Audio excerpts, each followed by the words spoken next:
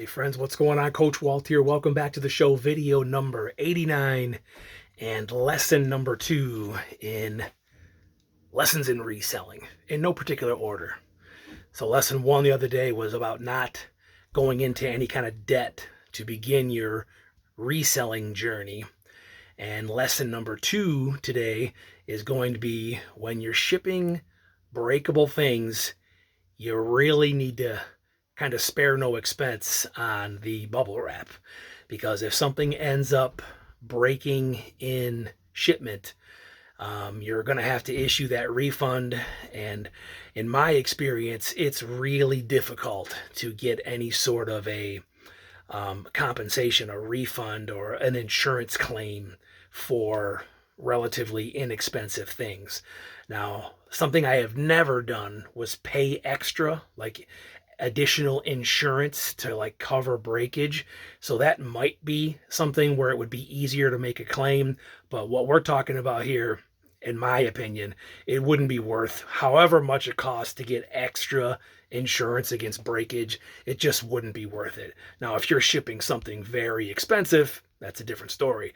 Something like this, I mean, I wouldn't even pay an extra dollar for it.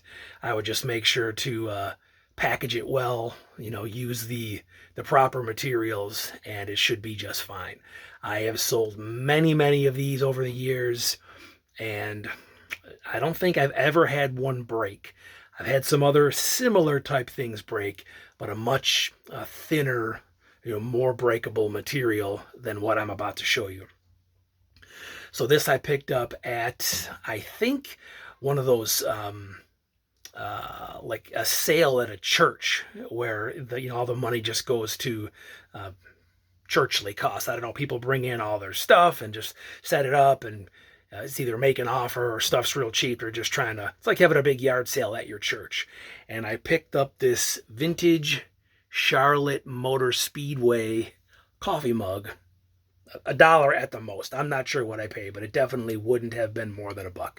But it's been listed for well over a year. Coffee mugs, they do sell, and some I've listed have sold quickly, and others just sit around for a long time. So if you're into them for next to nothing and you have a place to store them, fine. But I wouldn't go around buying a bunch of mugs, because they just, they don't necessarily sell quickly. But this one, I had it up for $20. And a buyer sent me a message offering 15 and asking for the dimensions. I sent him the dimensions, and he's across the country from me, so it's going to be a couple of extra dollars to ship it than it would normally be if it was closer. So I countered at $17.50, and he bought it. So $17.50 for this Charlotte Motor Speedway coffee mug. And I've got my packaging stuff down here in a box, tissue paper, bubble wrap, the whole thing. It'll be very, very secure. And I don't have any doubt that it's going to make it.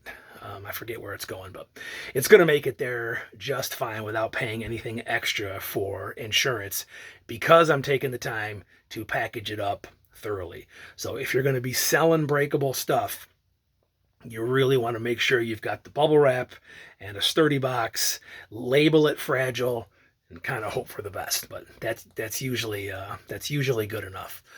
So lesson number 2 is don't skimp on the bubble wrap for stuff that is breakable. So do me a favor, like the video, subscribe to my channel, and we'll see you all next time.